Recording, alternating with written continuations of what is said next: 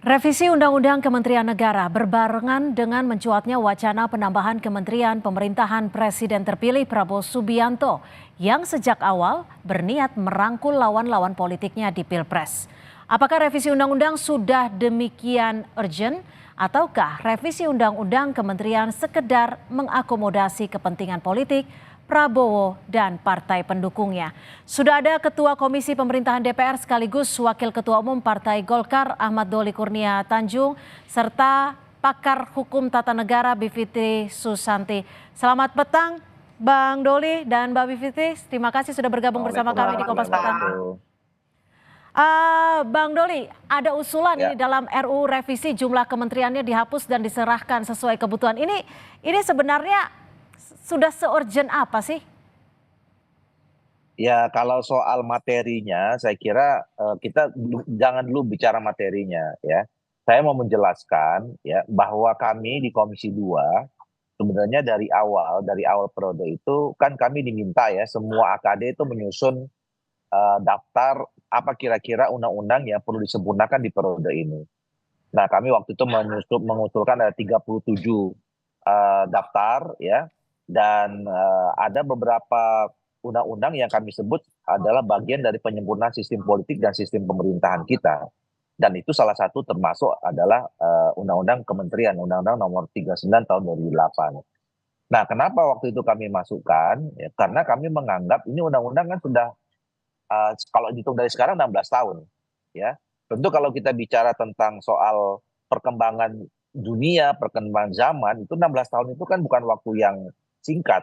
Ya, Ya. 2 tahun, 3 tahun aja perubahan sudah banyak terjadi gitu. Nah, oleh karena itu saya kira kami menganggap itu perlu diupdate, ya, mengikuti perkembangan situasi sekarang dan 5 tahun, 10, 15 tahun yang akan datang. Tentu kan program atau situasi dan kemudian latar belakang program kebutuhannya kan berbeda 16 tahun lalu dengan yang sekarang dan 10 tahun yang akan datang, ya. Nah, oleh makanya ke waktu itu kami mengusulkan ini segera juga untuk dimasukkan dalam perubahan di periode ini. Hmm. Nah, terakhir kemudian kan ada situasi yang juga berkembang. Pertama, tiba-tiba ada usulan dari asosiasi hukum tata negara segala macam itu tiba-tiba nyebutin angka 40, ya.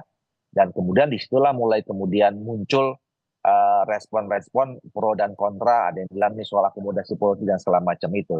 Tetapi teman-teman Balik kemarin waktu menyisir programnya, ada putusan Mahkamah Konstitusi yang memang harus ditindaklanjuti dengan perubahan undang-undang. Oke. Ya, waktu kemarin ada yang mengajukan judicial review tentang soal wakil menteri dan segala macam itu yang mengharuskan memang tidak perlu dibatasi, itu hak prerogatifnya presiden gitu.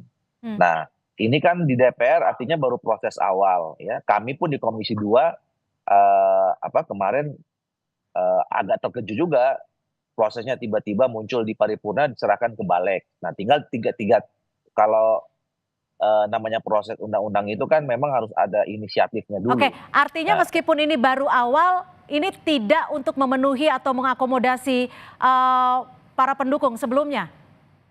saya berharap dengan revisi undang-undang, ya, saya ini termasuk orang yang kalau merevisi undang-undang tuh harus melalui pembuat undang-undang, ya, DPR dan pemerintah. Kenapa? Karena kalau diserahkan kepada pembuat undang-undang, ini kan prosesnya memang harus memenuhi semua ya unsur material dan segala macamnya, ya. Jadi harus ada penyusunan naskah akademik dulu, harus ada uji publik dan segala macam itu, ya. Nah, jadi kita betul-betul nanti bisa melihat ada pertanggungjawaban akademiknya, apa kebutuhan pelaksanaan program pemerintahan 5 tahun, 10, 15 tahun yang datang yang kemudian dituangkan dalam susunan struktur pemerintahan atau kabinet. Nah, itu yang saya kira penting. Nah, sekarang baru mulai teman-teman Balik nyusun inisiatif, ya, sebagai inisiatif DPR udah disetujui tadi, kemudian sampaikan ke paripurna, nanti kita tunggu mau diserahkan ke siapa kan gitu. Oke, saya ke Mbak Bivitri. Mbak Bivitri, kalau Anda membacanya seperti apa? Apakah ini memang efisien, sudah urgent untuk menciptakan good governance? Ya, ini yang saya kira harus kita bedah ya. Jadi memang sedikit saya ceritakan dulu, pada 2019 sebenarnya kami, para dosen-dosen hukum tata negara dan hukum administrasi negara, mengadakan konferensi nasional hukum tata negara yang isinya memang salah satunya adalah rekomendasi untuk merevisi soal kementerian ini. Tapi justru usulan kami adalah harusnya dibuat lebih efisien, lebih kecil. Karena secara konstitusional misalnya ya, secara konstitusional dulu nih, Undang-Undang Dasar kita itu kan memang mengatur di pasal 17 tentang kementerian. Kalau kita cek dari nomenklatur yang diatur langsung dalam Undang-Undang Dasar maupun urusan yang diatur dalam Undang-Undang Dasar, sebenarnya yang disyaratkan ada itu hanya 12. Nah, tapi memang di Undang-Undang Kementerian Negara, kebetulan tadi saya baru diskusi dengan para perumus konstitusi 99/2002, dibuatkan 30, dipikirkan memang 34, itu karena ada berbagai alasan begitu ya. Tapi memang tidak dipikirkan untuk sesuatu kabinet yang terlalu besar. Karena kita juga jangan keliru untuk melihat bahwa kesuksesan suatu organisasi itu tergantung pada besarnya jumlah kepengurusan. Karena sebagai perbandingan kan misalnya yang sudah sering disebut saya kira ya belakangan hari ini di Amerika Serikat yang jumlah penduduk maupun wilayahnya hampir sama dengan Indonesia itu hanya 15 kementerian. Nah, kita punya sekarang 34 begitu. Kemudian waktu itu juga kami misalnya minta ada evaluasi apakah betul kementerian koordinator misalnya memang betul dibutuhkan.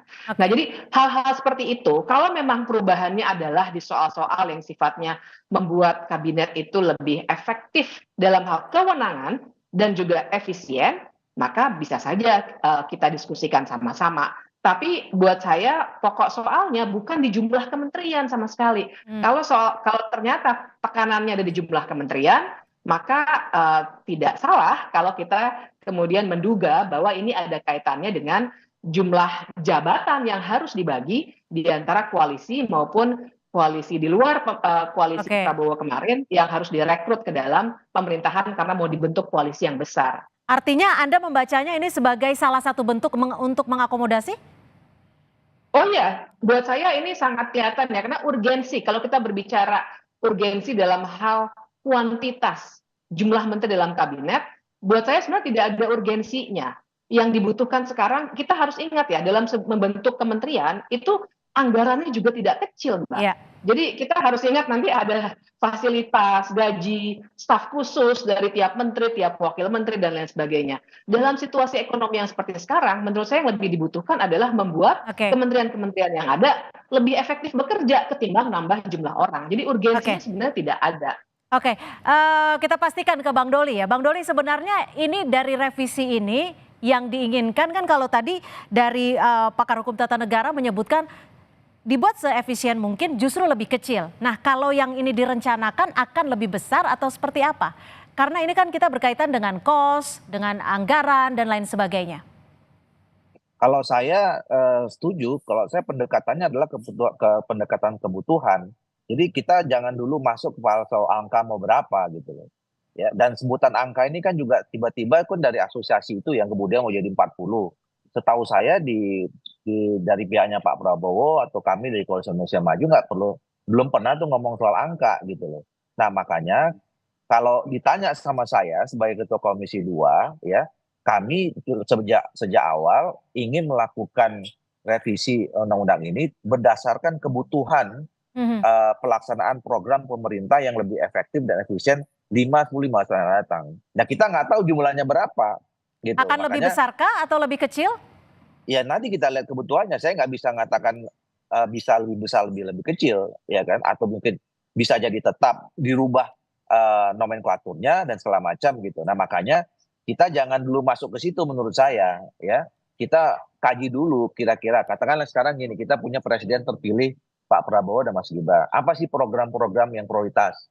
Kan ada 320-an program itu. Nah, kira-kira 320 ini bisa atau cukup nggak ditopang dengan kementerian yang sekarang gitu. Nah, kalau tidak, mungkin kita harus ubah. Tapi kan kita nggak bicara 5 tahun aja, kan nggak mungkin undang-undang ini berubah tahun 5 tahun sekali gitu. Tapi kan kita harus bicara visi yang akan datang. Ini aja udah 16 tahun. Mungkin kita bicara tentang tantangan Indonesia, tentang tantangan dunia 15-20 tahun yang akan datang, dan apa struktur pemerintahan yang paling kuat untuk menghadapi situasi itu. Jadi menurut saya, kalau memang ini kan sudah mulai prosesnya. Nah, mari kita sama-sama menyampaikan ya masukan apa yang penting kebutuhan 5 tahun 10 bulan dibandingkan kita berdebat ya kalau misalnya hanya sekedar mau bicara angka ya nggak perlu revisi undang-undang, Oke, gitu, ya kan? baik. Karena terlalu sayang.